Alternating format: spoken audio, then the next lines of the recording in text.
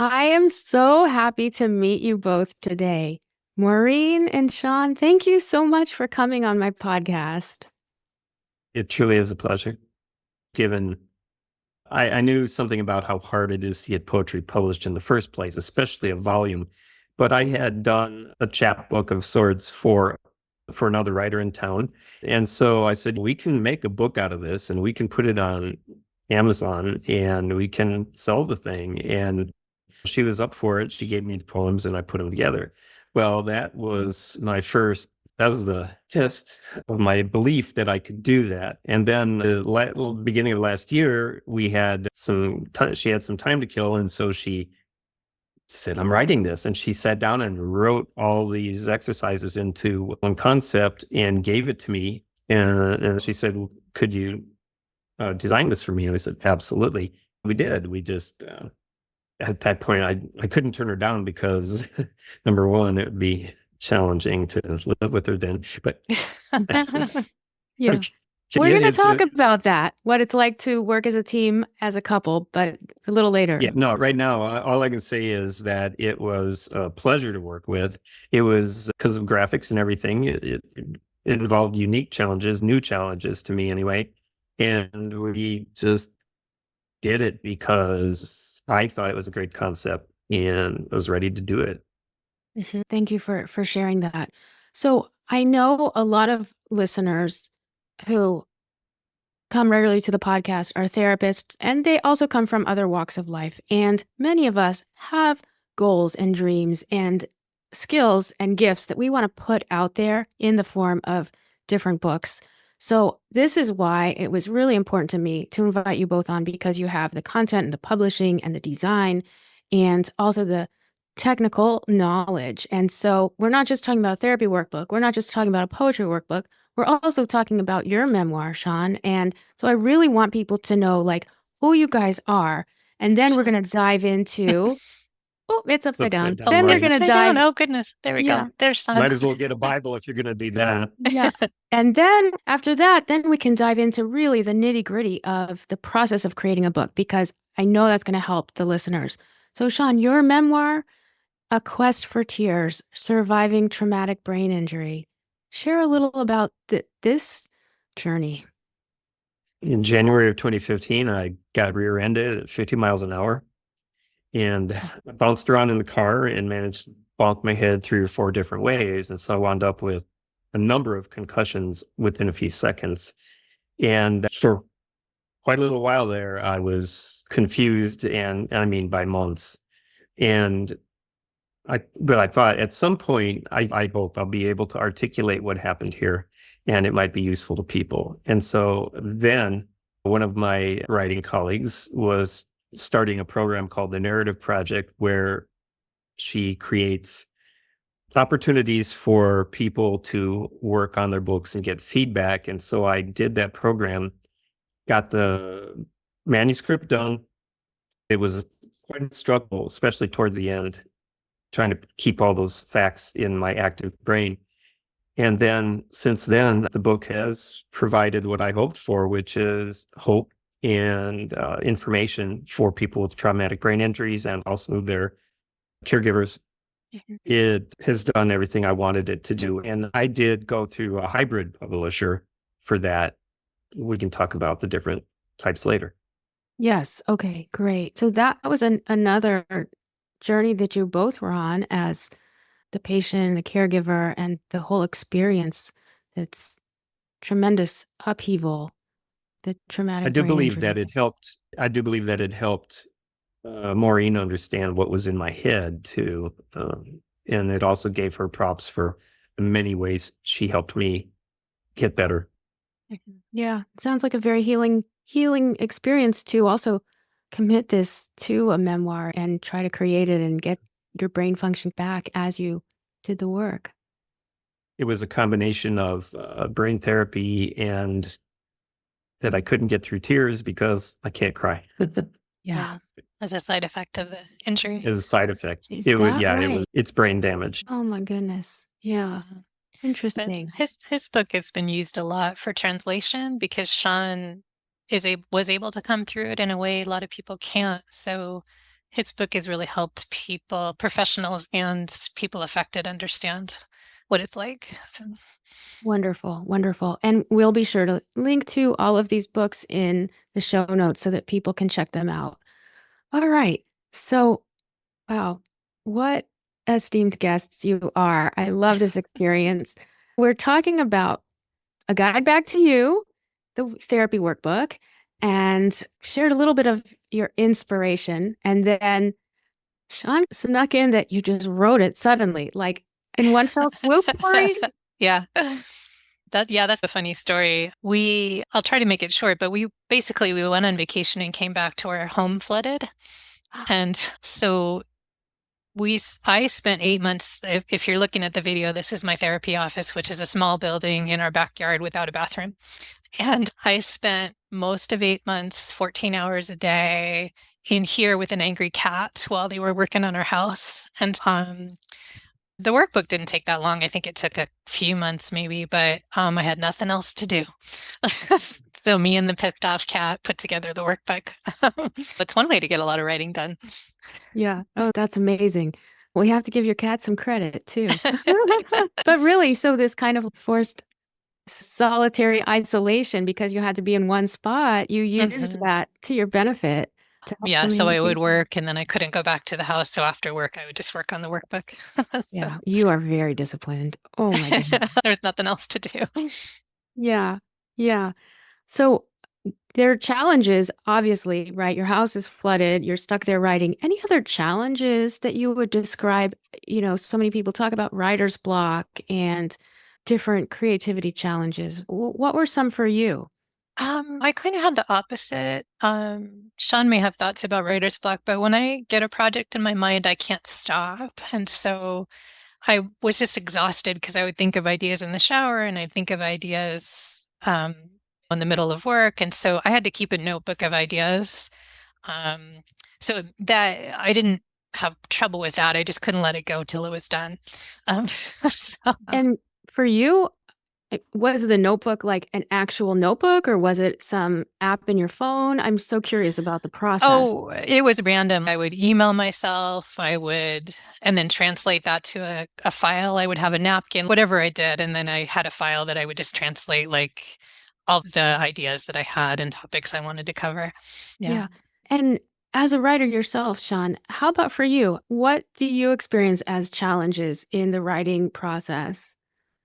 The main challenge is that most of the good ideas I get happen when I'm out walking or taking a shower and don't have access to the paper that I would need to write that stuff down. And that happens because my brain eases up and allows me to do that thinking, which is what happens to Maureen. And she was able to hold on to those ideas and get them written down. So that's a challenge. As far as writer's block, I read recently that there isn't any such thing. And I have been able to keep being productive as long as I sit down in my chair to write. If I'm not feeling it for the project I'm working on, mainly, I write words for another project. And then sometimes it'll ease up and I get excited about the main one again and go back there. Maureen had only one project in her head, so she did a really good job of staying on task. But anybody who decides to write a workbook or a case history of themselves should be aware that you don't want to panic if one day you're just not feeling it and you don't know what to say.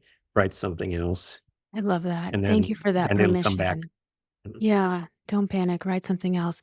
And I love what you said about the movement that you get a lot of great ideas showering or taking a walk or being out in nature.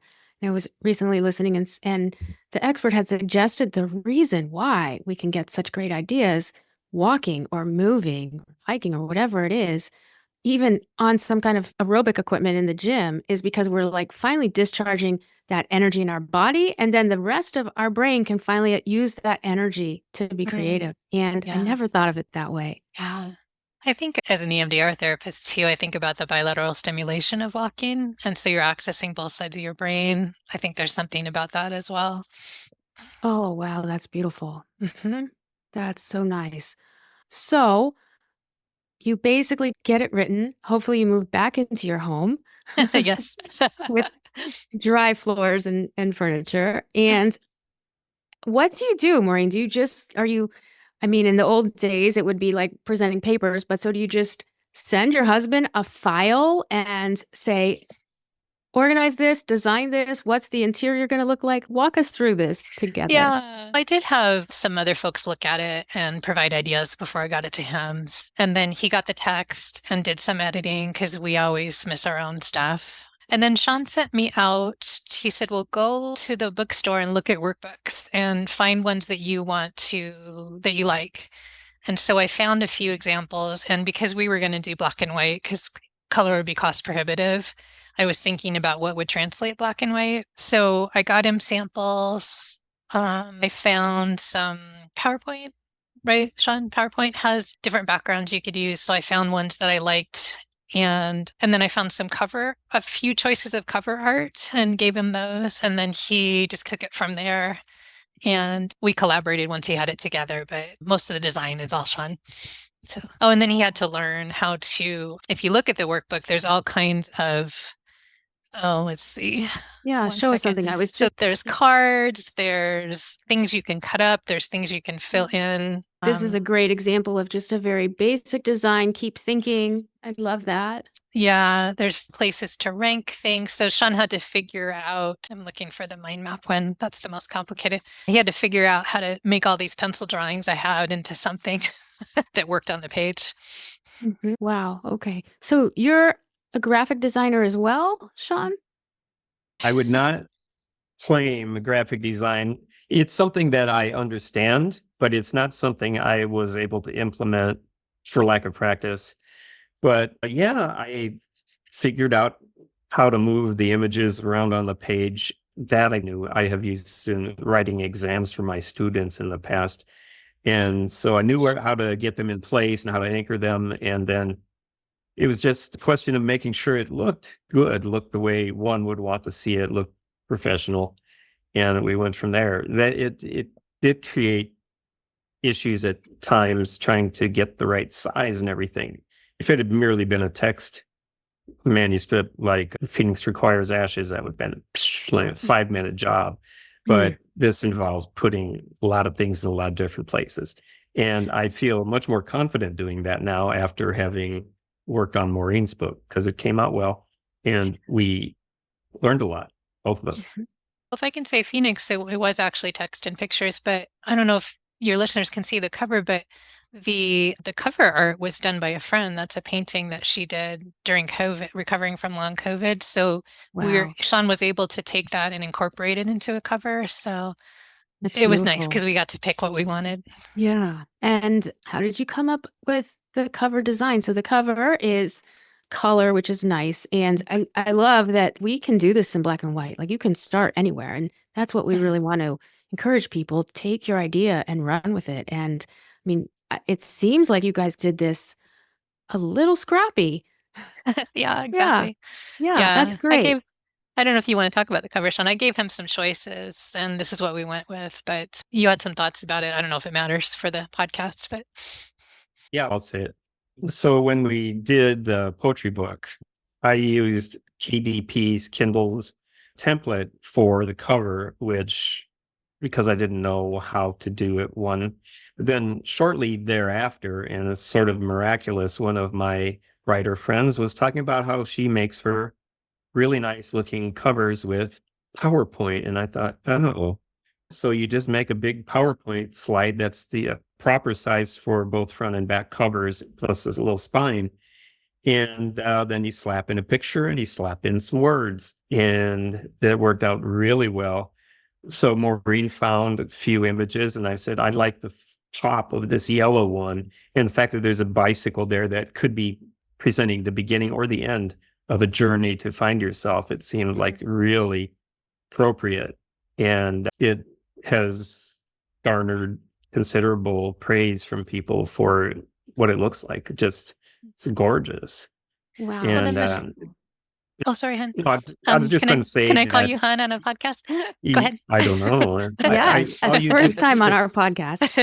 if it's just if you were making a PowerPoint for a presentation, you just do it exactly the same way. And then you turn it into a PDF.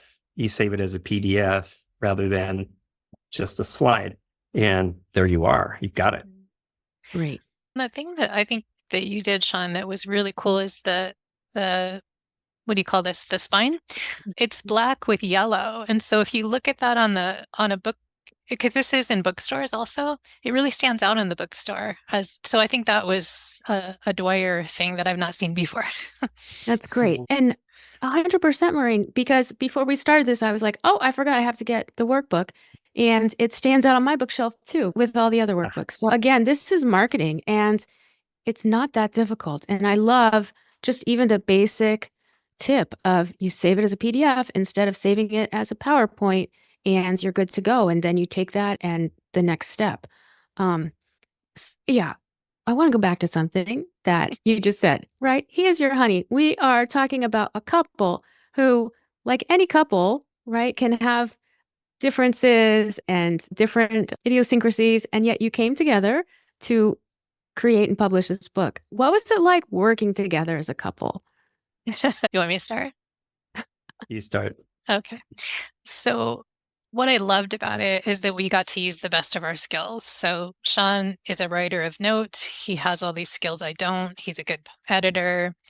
And it was really fun for me to have him see my competence as a writer. He's the one that really encouraged the poetry also, because that's something he's good at. And he can't sit in the therapy room and go, wow, you're a great therapist. So it was really fun to share that and lean into his skills.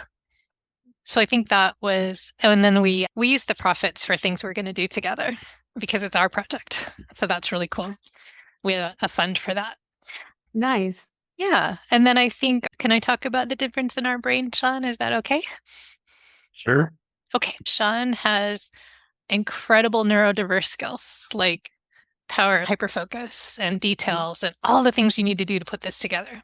And I don't. So I need to work ahead of time. I need to know calendar things. I need to be prepared. And Sean will just get it done one day.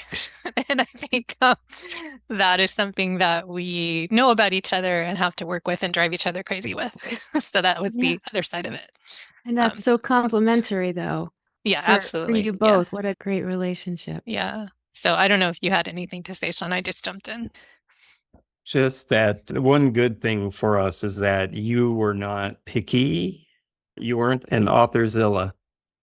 You were, if you wanted something to be changed a little bit, you'd say, I would rather see such and such instead of you idiot. Why didn't you do this? Why didn't you know I wanted this instead? And so it was extremely easy to work with Maureen as an author who was getting a book put together by me. I asked for input. I got the feedback that I needed. I showed her all the work as it was progressing, and we did great together. There's just not a single moment of strife involved in this whole process, which could have happened because it's a very technically challenging book to put together, and it could have led somebody who's not understanding how deep a process it is could just become frustrated with the fact that that I didn't get it right first or second time. Well, and I got to see each little thing took, oh, it has to be moved over a millimeter, and now it's the wrong grayscale or whatever. And there's just a lot to each request. Yeah. Yeah. I really acknowledge you both. You have such a wonderful relationship as a couple and as a couples therapist, right? I see that. Like, you asked permission of your husband. Could I say this about our brain differences? That's so beautiful, right? Just that great connection. And Maureen, you speak to something that I do believe a lot of therapists long for. We do long for our partners to know who we are in our work, and almost they never do. Yeah. And so you shared both your vulnerability in sharing your poetry with your husband. Sometimes we don't even share something we write or a journal or whatever. So that's a huge vulnerable step. And then also your identity as a therapist. And I really think that's beautiful. And it's a reminder that we can find ways to be known by our partners. Yeah. Yeah. Yeah. Yeah. That's great. Okay. KDP. You guys know what it is. Not everybody else knows. Sean, explain to us what exactly is KDP, define it, and how did you get published on KDP? Okay. Kindle Direct Publishing. Amazon has made it possible for pretty much anyone to put a book out that their friends can buy. And if they're lucky, other people will buy. And typically people put out their books as ebooks. So you use a template to put together your document, and then you use a cover template and you create the cover and you just slap it up there. And with any luck, people pay 99 cents to $5.99 for your book.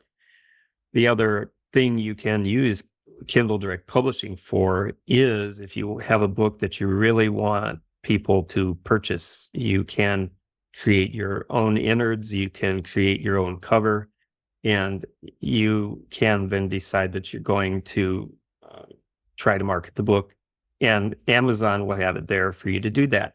So a couple of things, if you want to, Amazon can supply you with a barcode, but the only people who recognize an Amazon ISBN, International something, a book number, the only people who will recognize an ASBN is Amazon. If you want your book to be purchasable through a local bookstore on consignment or something, you need to buy an ISBN. Now, if you buy one ISBN, people who provide those are going to charge you in the area of $125, $130. But if you buy a block of 10, the price for each goes down to 30 something dollars. And so I bought 10 when she did the poetry book, knowing that I might have the opportunity to help somebody else out who has a book. So I've now used 2 of the 10. And by putting your own ISBN on the back of the book, you get the benefit of being able to be picked up in any bookstore. But Kindle Direct Publishing has a lot of advantages. One is that it is the biggest platform. If you want somebody to see your book and they go to Amazon.com, they can see it. Whereas having to go to one of 20 different smaller bookstores is maybe a challenge for people to find the book. The other thing is that when Maureen orders copies of the book to sell individually, they cost in the neighborhood of $2.50, whereas my books go through an actual major distributor called Ingram Spark. And if I want to buy copies of the book, I wind up spending $8 a copy, and then the shipping is incredible. The shipping for her books are about $2 each. My shipping is somewhere around $5 each. And as far as making money off a book, Amazon has shown itself to be the way to go. There's no money outright. If you put your book up there and somebody orders it, Amazon will pay me just a little bit of money, right? But I didn't have to pay any money to get that book printed. And then they also deal with all the sales tax. So it makes it really simple if you don't want to mess with all that. This is done print on demand, which means that the book is only a file on their database, on their cloud, that they then print. And the end result of that is that you don't have a bunch of copies sitting around in your garage like the old days of self-publishing, where the publisher would make you buy 10,000 copies of your book, and people would be desperately trying to sell the poor thing.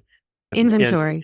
You have inventory. We have no inventory, and they pay really well by comparison to mainstream publishers on copies sold.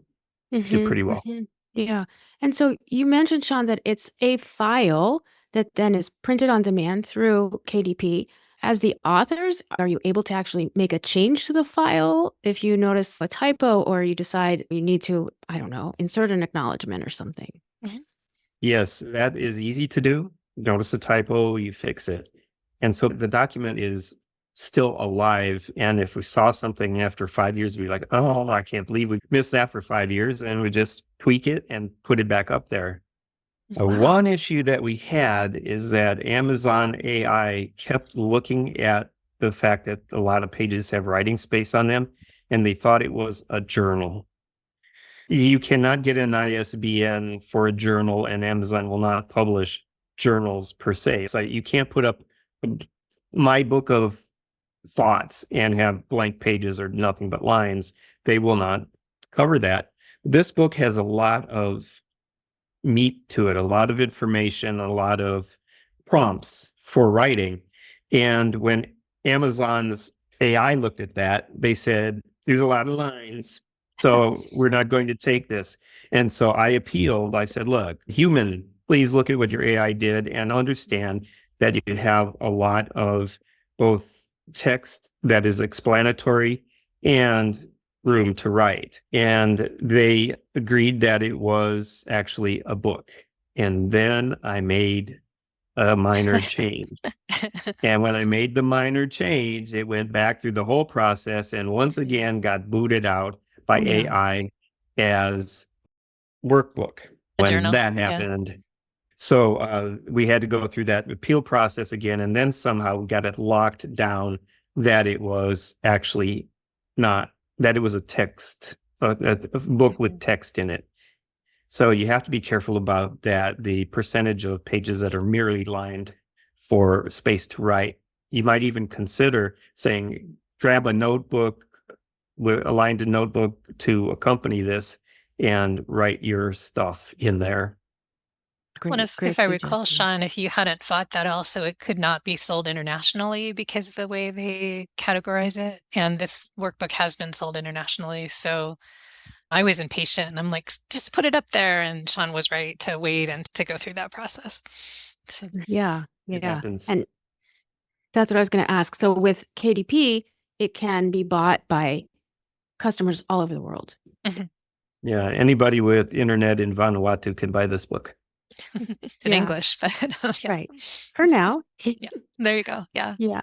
Hey, Sean, you ready for the Spanish version? Spanish, no problem.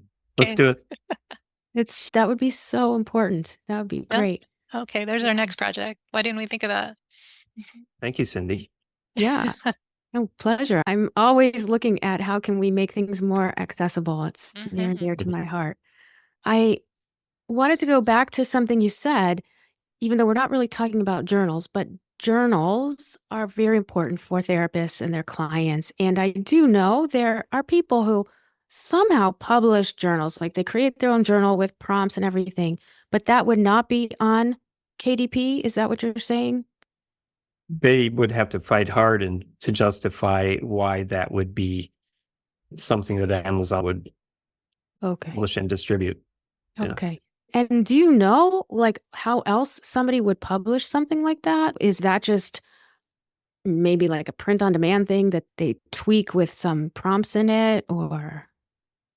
There are a lot of small presses that do that kind of thing, that kind of project. And I think you could get somebody other than Amazon to put that together. I know that if you go to a bookstore and journals, they do have ISBNs on them, but some company other than Amazon has created those.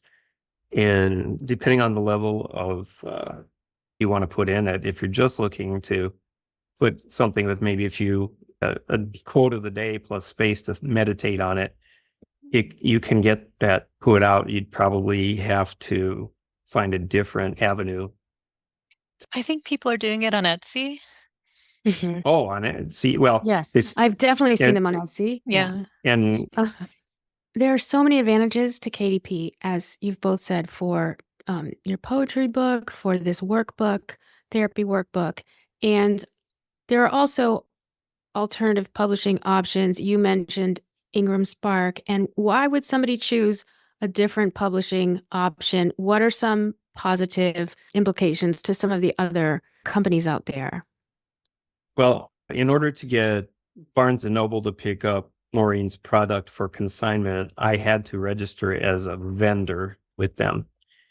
And so I did all the paperwork and gave them my bank account information so they could ping a small deposit off that. And I had, over the course of the past year, they have not vetted me completely. And so I cannot take her book to Barnes & Noble for consignment. Whereas my book is in Barnes & Noble because my publisher works with Ingram Spark, the distributing company. And the case with Ingram Spark related publishers is that any bookstore can go directly to a catalog as opposed to primarily being sold through consignment. My publisher, though, if you get a mainstream publisher that is willing to gamble on you financially, you can send your manuscript there. An editor says, yeah, we're going to take this. Then they start their long process, and it might be 2 years before your book hits their catalog. Whereas with my hybrid publisher, if I turn in a manuscript and it is edited and a cover is made for me and a number of things happen, including their own ISBN, and the result there is that the book comes out pretty quickly, but also I pay up front for the costs, a chunk of the cost of designing the book and all that, because these are costs that I would have to take on if I had somebody privately publish my book. I'd pay them to design it. I'd pay them to create a cover. I'd pay them to buy an ISBN. Whereas with the hybrid, they just put that all together in a package and then they take the cut of the royalties, which is how a mainstream publisher works, except that there's no money up front. When it comes to Amazon, you get your book published within 2 or 3 days. And so if you have written a workbook that you really want to be able to share, you don't want to go to a mainstream publisher with it because you won't have copies of it to share with your clients for a year and a half or so. Wow. Mm-hmm. But you have the mainstream publishing, you have hybrid, and you have self-publishing. And I think some people would want the mainstream for the street cred it gives. So it just depends on your purpose and what you want out there. So. Yes. Yeah. When it came to my memoir about my brain injury, I could have shopped it around with an agent and tried to find a publisher, but I realized that I wanted to be able to talk about it right away as soon as I could.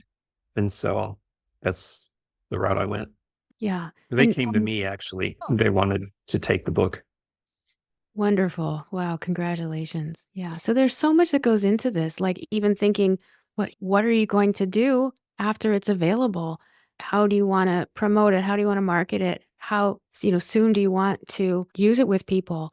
So that leads into the therapy workbook. I guess you want to use it with clients and to encourage other therapists to use it and other individuals out there who are just exploring their own inner journey to have access to it. How have you marketed the workbook?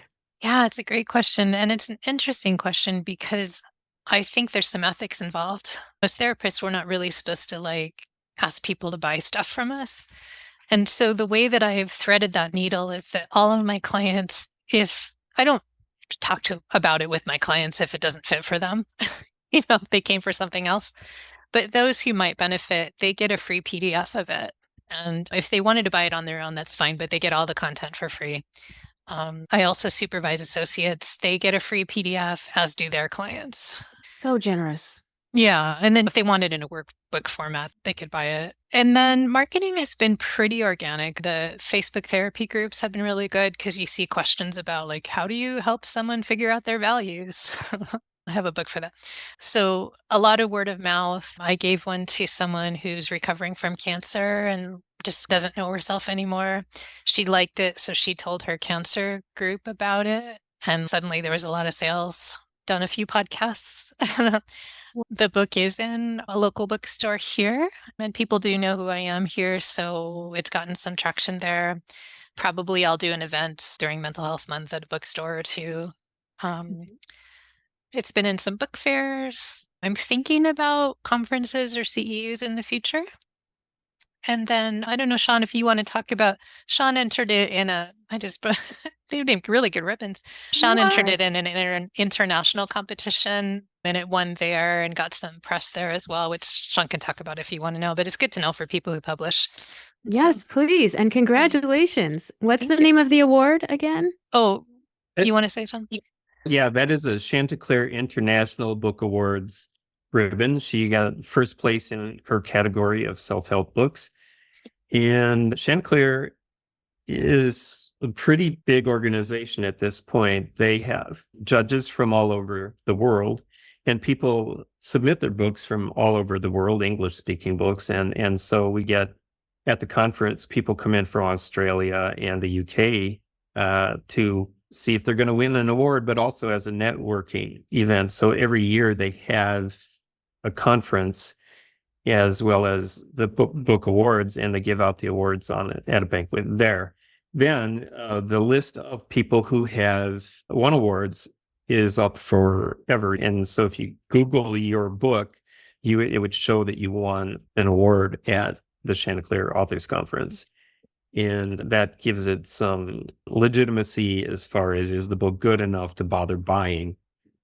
So that's pretty helpful. Yeah, and then my copy doesn't have it, but when we were talking about making changes, I can't show you, but like we did it on the poetry book, it won awards, so we added to the cover, and Sean did. That's KDP's nice because we could change the cover with the award. I just don't have That's a great. copy with Okay. that on it. Yeah. Yeah, I was going to ask you, right? You need to put that on the cover. Yeah, So yeah. you already did. That's amazing. So KDP is really considered self-publishing. Is that true? Yes, because all you have to do to get a book on KDP is type some words. You could do a crayon drawing for your cover that you slap onto one of their templates, and you could put it up there, and wouldn't even have to edit it. And one of the reasons that people look down a bit, or did in the past, on self-publishing is because a lot of books are riddled with errors, typographical errors and whatnot. But people who write have gotten smarter, and the successful people have a whole team that helps them produce the book the same way one of the big 5 publishers would do. And so you have good editors, and you have a good graphics designer, and cover editor, and bam, the books look great. So Yeah. that is self-publishing, though, because you don't have a gatekeeper at any level to keep you from publishing it. But they do have reviews, so Yes. that's useful. Yes, Is. absolutely. But the stigma is really lessening a bit around self-publishing, and that Yes. just opens the door for so many people who want to share something. Yeah, Well, a lot I of think- people become millionaires off Kindle. Wow. And I think from what I'm hearing, being in the periphery of Sean and all his writers, is that, and noticing when I was looking at the poetry book, that a lot of the big publishers want you to do your own marketing anyway. So the landscape is changing. Yes, big publishers used to send you out on book tour, and they would get you the hotel rooms and the driver to the event and all of that. And now only half a dozen people merit that level of coddling, and everybody else has to just decide they're going to, by golly, go out there and sell their books at book fairs and bookstores. And so the difference in benefits from a big publisher have shifted almost to where it's 50-50 as to who's going to work better for you. And the difference between getting 10% royalties and 50% royalties is a no-brainer. Yeah, that's really significant. And yes, you do want to have some kind of platform to market to. And Maureen, you have your group and your clients and the therapists you work with. And then you also are involved in the social media world and looking at other ways to promote it. And I think that can be exciting, and it can go into a market or a genre that you didn't really expect, like the Cancer Support Recovery Group. Yeah. And it's nice because I don't really like sales. That's not what I'm about. But it's nice to have something that I really do feel could be helpful. And it's not crazy expensive. It's not ridiculous. And so it's nice to feel like I'm being helpful by having created this. So it makes marketing easy. Absolutely. And as trite as it is, sales really is service. And that's what you're doing, is really serving others in a different way. Yeah. What kind of feedback have you gotten on the therapy workbook? Mostly kind of the reason I put it out is, oh my gosh, there isn't anything. This is so great. And people really appreciate the way that I did mine, I put it together so that there were lots of ways to go at it. So there's writing, there's visualization, there's cut things apart and put them back together. There's all different ways to come at the same thing. And so people have appreciated that they can find the things that speak to them in it. And other therapists have really appreciated using it. Yeah, that's great. I was listening to a podcast the other day with Maria Popova, and she just has a book out about science and poetry. So I'm sure it's Oh. like very interesting. But she said this one thing that made me really think about your workbook, and I wrote down the hardest thing in life is not getting what you want, it's knowing what you want. And it's like, that's why you made this book, so we could learn to know more who we are and what we want. I think we all do struggle with that. Yeah. Yeah. I love that quote. Yeah, me too. How about you, Sean? For your book, you mentioned your memoir that it's really helped other people, both patients and caregivers, understand the journeys. What other feedback have you gotten? Once in a while, I get an email, usually long, from someone who thanks me for clarifying what they're feeling so they can share the information with their family and caregivers, because traumatic brain injury, if you are fortunate, is an invisible condition.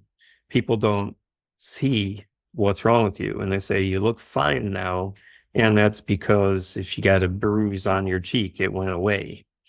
Even now, I used to, just think, and it came easily. And then right after my accident, I was still able to talk fine. I didn't have balance issues. In order to get my brain to work at normal speed and be able to talk, my brain was just furiously trying to find the words to be able to string them together without pauses, hesitation. And I still do some word seeking, and I have a couple of other issues that are still in there. And so when I get the feedback from somebody who says, yes, this is what's happening to me, and I could never explain this to my family, etc., it's really rewarding to me to get that. The first time I got thank you for helping somebody be able to clarify with the family, that justified the effort put into the book. You got a call the other day randomly from like a Yes. yeah. And then I figured out what happened. So I got a phone call from a woman, and she said, hi, I have a brain injury. So what happened was, one of my writer friends in Bellingham gave a copy of my book to a woman, and she's in her 80s. And her husband used to be a department chair at my university. And so what they did was they called the university and got somebody to look up my record, and they had my home phone number in there. And so she called me and asked if we could talk about what happened with my book, or Wow. with my injury, and that I expressed through the book. And so we got together. I went to their house and we sat and talked. And if I were more famous, I think I wouldn't be doing that, because you never know when somebody's going to kidnap you. But it was lovely. It was a really rewarding experience. And they were in awe that the author of this thing was at their house. And it's very cool. Wow, that's so cool. The power of connection. That's amazing. And I would say too, you just never know that, I wanted to write my little poetry book because I just needed to. I didn't know why. It was put out right before COVID lockdown, I think. And it circled through the healthcare community like nobody's business. Like all these people would find it and say, I gave it to my doctor, they're struggling. I gave it to my therapist, they're struggling. And I just was hearing how supportive it was for people. And all I knew was I needed to do it. So it was really wonderful to hear what it did. Yeah, yeah.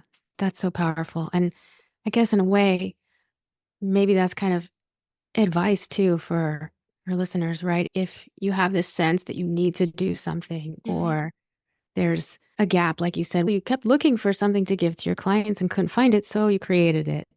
What other advice would you give to, it doesn't have to be a therapist, anyone who really is thinking about writing?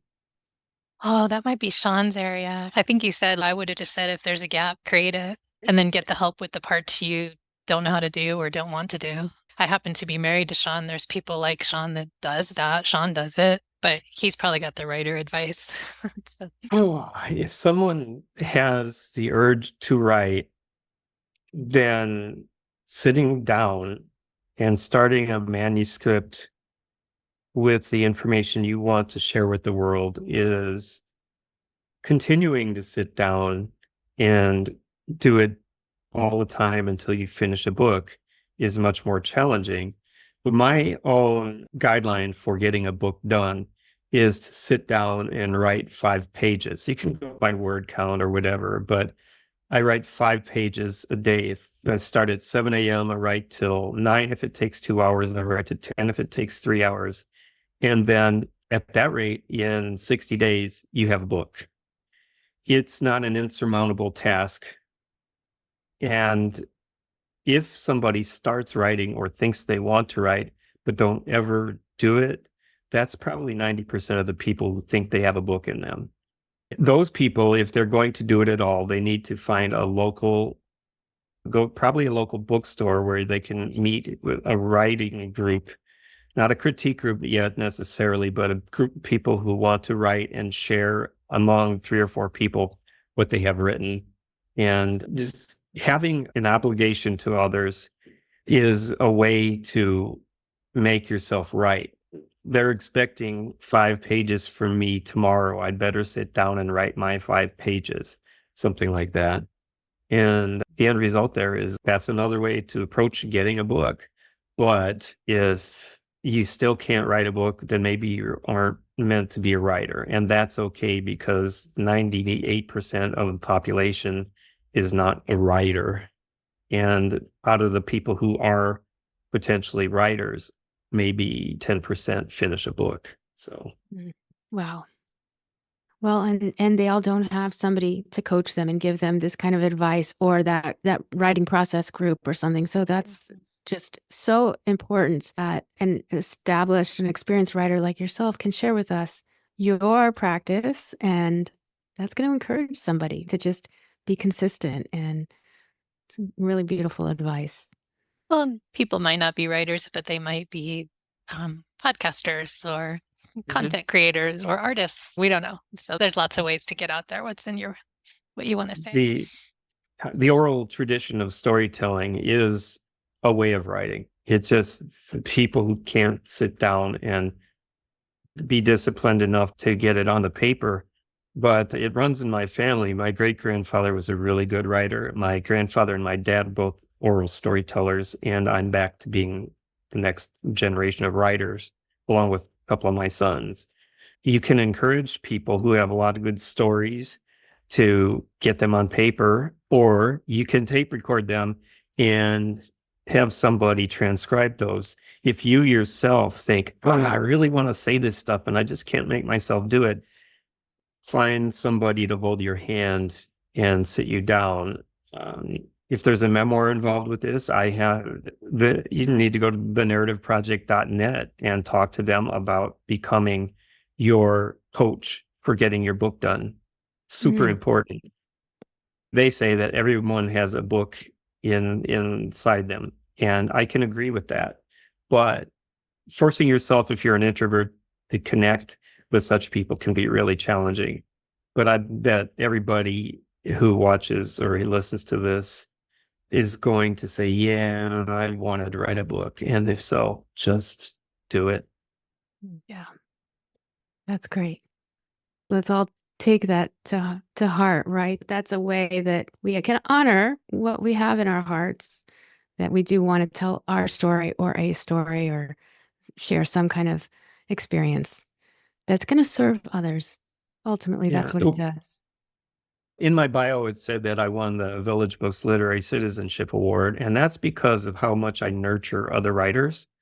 I run an open mic there, and I also just encourage people. If anyone here wants to contact me to get feedback on whether they have a story and how to go about getting it down, or even how to publish it or how to go through me, I'm glad to help anybody who wants to write.